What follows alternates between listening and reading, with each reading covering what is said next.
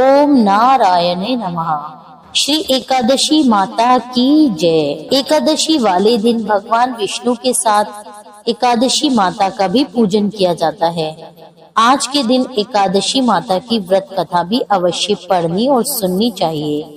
आज की इस वीडियो में आप सुनेंगे ग्यारस माता की संपूर्ण कथा आरती सहित। आइए मेरे साथ प्रेम पूर्वक और प्रसन्नचित्त मन से ग्यारस माता की कथा का श्रवण कीजिए। एक समय में एक राज्य में एक राजा राज किया करता था। राजा बड़ा ही बुद्धिमान और बलशाली था। राजा हर समय अपनी प्रजा का भला करता था। प्रजा भी अपने राजा से बहुत प्रेम करती थी। राजा की 2 पुत्रियां थी। वे दोनों ही पुत्रियों से बहुत प्रेम किया करता था। राजा की छोटी पुत्री देखने में बहुत सुंदर और आकर्षित थी, परंतु राजा की बड़ी बेटी छोटी बेटी की तुलना में कम सुंदर थी। राजा की छोटी बेटी ग्यारस माता की पूजा करती थी और सभी लोग राजा की छोटी बेटी से बहुत प्रेम किया करते थे और उसकी बहुत प्रशंसा भी किया करते थे। इसी कारण राजा की बड़ी बेटी अपनी छोटी बहन से नफरत करती थी। राजा की दोनों बेटियां जब बड़ी हो गई, तब एक पड़ोस में रहने वाला राजकुमार राजा की बड़ी बेटी के लिए रिश्ता लेकर आया।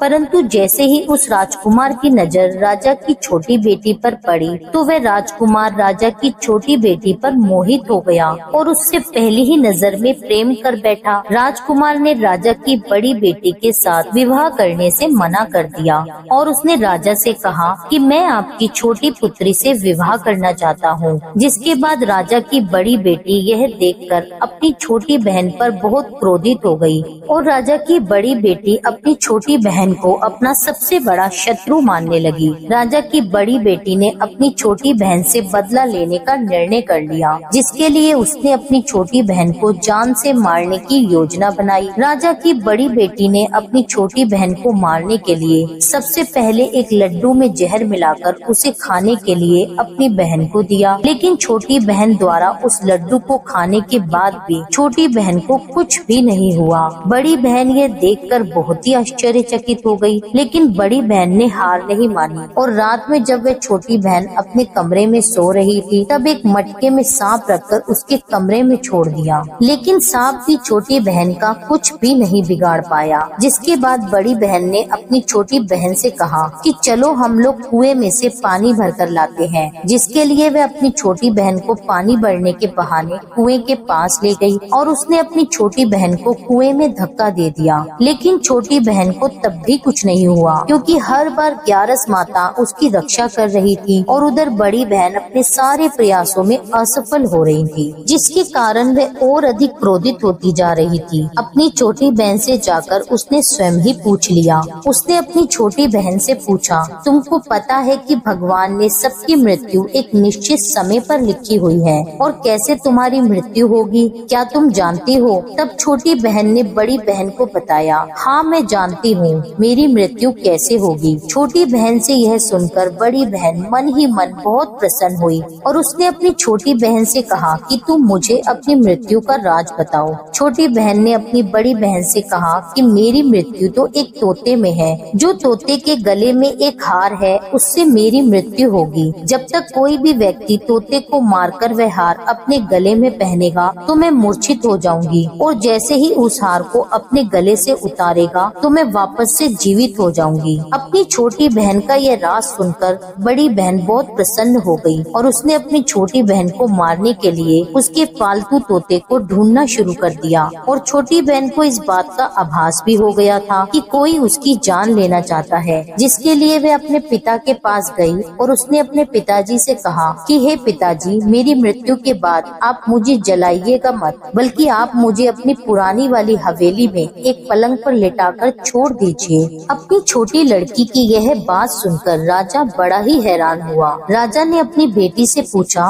बेटी तुम ऐसा क्यों कह रही हो? तब राजा की बेटी बोली, समय किसी के लिए नहीं रुका है, कब क्या हो जाए किसी को कुछ पता नहीं। फिर राजा ने अपनी छोटी बेटी से कहा कि तुम ऐसी बातें क्यों कर रही हो? 2-3 दिन में तो तुम्हारा विवाह है। लेकिन उसने अपने पिताजी को ऐसा करने पर मजबूर कर लिया और उनसे वचन ले लिया। राजा ने भी अपनी छोटी बेटी की बात स्वीकार कर ली और 2-3 दिनों के बाद शादी का समय आया। तब राजकुमार बारात लेकर राजा के घर आया और राजकुमार और राजा की छोटी बेटी का विवाह होना आरंभ हुआ। जैसे ही राजा की छोटी बेटी राजकुमार के साथ फेरे लेना शुरू करती है तो उसकी बड़ी बहन अपनी छोटी बहन के कमरे में जाकर उसके तोते को पकड़ लेती है और उसको जान से मार देती है। तोते के गले में जो हार था उसको अपने गले में धारण कर लेती है। जैसे ही बड़ी बहन उस हार को अपने गले में धारण करती है तो उधर छोटी बहन 3.5 फेरे ही ले पाती है और वहीं पर बेहोश होकर गिर जाती है। जिसके बाद राजा ने बड़े बड़े हकीमों वैद्यों को बुलवाया, पर अपनी छोटी बेटी का इलाज करने के लिए राजा की बात सुनकर वैद्य ने छोटी बेटी को जब चेक किया तो राजा को बताया कि आपकी छोटी बेटी ना तो जीवित है और ना ही मृत है। मैं ऐसा पहली बार देख रहा हूँ। राजा ने सारे वैद्य हकीमों को यह बात बाहर बताने से मना कर दी और उनको कहा, अगर ये बात तुमने किसी को बाहर कही तो हम तुम्हें मृत्यु दंड दे देंगे। राजा ने अपनी छोटी बेटी को पुराने महल में जाकर एक पलंग पर लेटा दिया और वहाँ पर कुछ सैनिकों को तैनात कर दिया। राजा वापस अपने महल में लौट आया।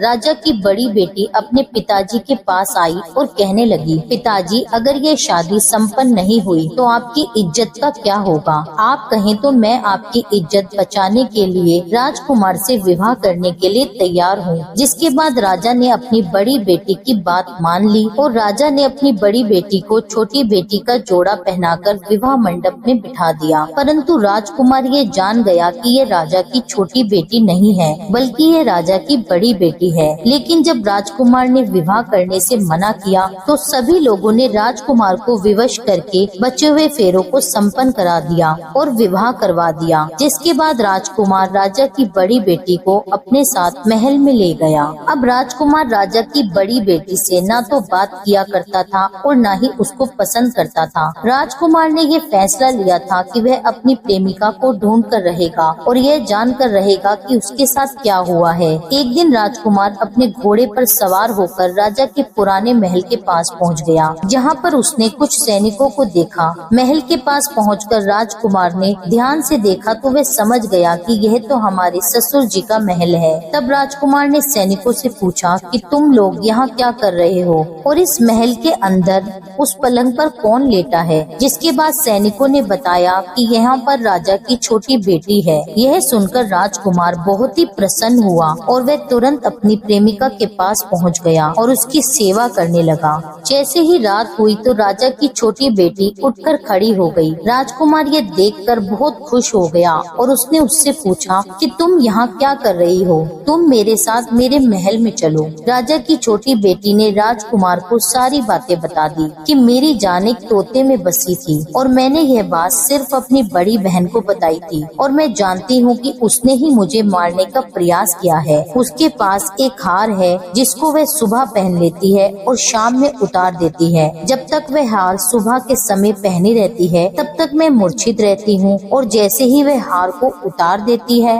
तो मैं जीवित हो जाती हूँ और जब तक मेरी बड़ी बहन के पास वह हार है तब तक मैं ऐसे ही जीवित और मूर्छित होती रहूंगी। अगर मेरी बड़ी बहन के पास जो हार है वह मेरे हाथ में लग जाए तो मैं हमेशा के लिए जीवित हो जाऊंगी। राजकुमार ने यह बात सुनकर राजा की छोटी बेटी के पास रहने का निश्चय कर लिया और उसने बचे हुए सारे फेरे उस पलंग में लेटी राजा की छोटी बेटी के साथ लिए और अपना विवाह उसके साथ पूर्ण कर लिया और वहीं पर रहने लगा। देखते ही देखते कुछ समय बाद राजा की छोटी बेटी और राजकुमार की पत्नी गर्भवती हो गई। एक बार राजकुमार को किसी काम से बाहर जाना पड़ा। तब छोटी बेटी के पेट में बहुत तेज दर्द होने लगा, जिसके बाद उसने ग्यारस माता का आह्वान किया। उसी समय वहाँ पर ग्यारस माता प्रकट हुई और उन्होंने अपने भक्त के दर्द को दूर किया और उसे एक पुत्र की प्राप्ति हुई। उसी समय वहाँ पर अचानक से राजकुमार भी आ पहुँचा। राजकुमार ने जब ग्यारस माता को देखा तो वह आश्चर्यचकित हो गया और उसने तुरंत माता को प्रणाम किया और ग्यारस माता ने राजकुमार से कहा, जब तुम्हारा यह पुत्र 5 वर्ष का हो जाए तब तुम अपनी पत्नी का हार लाकर इसके गले में डाल देना। और देखते ही देखते राजकुमार और राजा की छोटी बेटी का पुत्र 5 वर्ष का हो गया। तो राजकुमार अपने बेटे से कहता है कि बेटा, मैं कुछ काम से बाहर जा रहा हूँ, तुम अपनी माता माता का ध्यान रखना। और यह कहकर वहाँ से चला गया। राजा को बाहर निकलता देखकर बड़ी बहन के सैनिक देख लेते हैं और बड़ी बहन को जाकर सारी बातें बता देते हैं। जिसके बाद बड़ी बहन अपनी छोटी बहन के पुत्र को वहाँ से उठवा लेती है और उसको मरवा देती है। अपनी छोटी बहन के बेटे के 2 टुकड़े करवा देती है। पहला टुकड़ा चक्की के पास छुपा देती है और दूसरा टुकड़ा अपने पलंग के नीचे रख देती है। अब ग्यारस माता भिखारन का रूप लेकर आती हैं। एक भिखारन का रूप धारण कर बड़ी बहन के यहाँ भिक्षा मांगने लगती हैं। बड़ी बहन अपने नौकरों से कहती है कि जाओ उसको भिक्षा दे दो। लेकिन जैसे ही नौकर ग्यारस माता को भिक्षा देने के लिए आते हैं तो माता उनसे भिक्षा लेने के लिए मना कर देती है और कहती है कि जाओ मैं तुम्हारी महारानी से ही भिक्षा लूंगी। जिसके बाद बड़ी बहन स्वयं भिक्षा देने के लिए माता के पास आती है। तब माता एक बिल्ली का रूप लेकर उसके कमरे में चली जाती है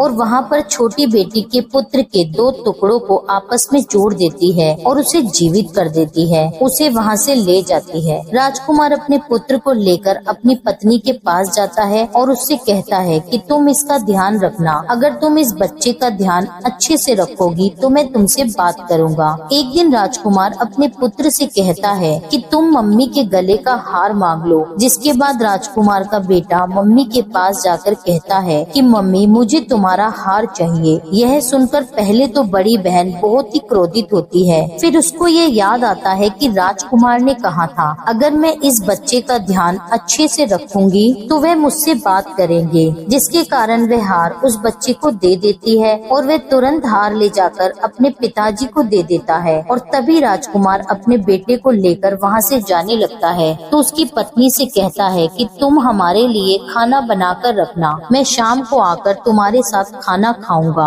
और वह अपने बेटे को लेकर वहाँ से चला जाता है और वह राजा के पास जाकर सारी बात राजा को बता देता है। राजा अपनी बड़ी बेटी की इस करतूत को सुनकर बहुत ही क्रोधित होते हैं और अपनी परवरिश पर शर्मिंदा होते हैं और दोष देने लगते हैं और राजकुमार को अपनी छोटी बेटी के साथ रहने का आदेश देते हैं। इस प्रकार ग्यारस माता और एकादशी माता की कृपा से राजकुमार और राजकुमारी खुशी खुशी अपना जीवन व्यतीत करते हैं। बोलिए ग्यारस माता की जय। हे ग्यारस माता, जिस प्रकार अपने राजकुमार और राजकुमारी के परिवार की रक्षा करी, उसी प्रकार से कथा कहने, सुनने और हुंकारा भरने वाले सभी के परिवारों की रक्षा करना। एकादशी माता की कथा। ओम जय एकादशी माता, जय एकादशी माता। विष्णु पूजा व्रत को धारण कर शक्ति मुक्ति पाता। ओम जय एकादशी माता, तेरे नाम गिनाऊं देवी, भक्ति प्रदान करनी, गण गौरव की देनी माता, शास्त्रों में वरनी। ओम जय एकादशी माता। मार्गशीर्ष के कृष्ण पक्ष की उत्पन्ना, विश्व तारिणी जन्मी, शुक्ल पक्ष में हुई मोक्षदा, मोक्षदाता बन आई। ओम जय एकादशी माता। पोष के कृष्ण पक्ष की सफला नामक है, शुक्ल पक्ष में होए पुत्रदा, आनंद अधिक रहे। ओम जय एकादशी माता। नाम शटिलता माघ मास में कृष्ण पक्ष आवे, शुक्ल पक्ष में जया कहावे, विजय सदा पावे। ओम जय एकादशी माता। विद्या फागुन कृष्ण पक्ष में शुक्ला आमल की, पाप मोचनी कृष्ण पक्ष में चैत्र महाबली की। ओम जय एकादशी माता।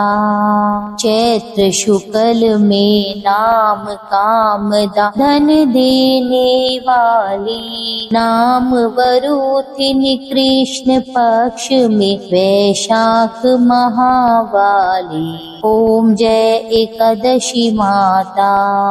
शुक्ल पक्ष में होए मोहिनी अपरा ज्येष्ठ कृष्ण पक्षी, नाम निर्जला सब सुख करनी शुक्ल पक्ष रखी। ओम जय एकादशी माता।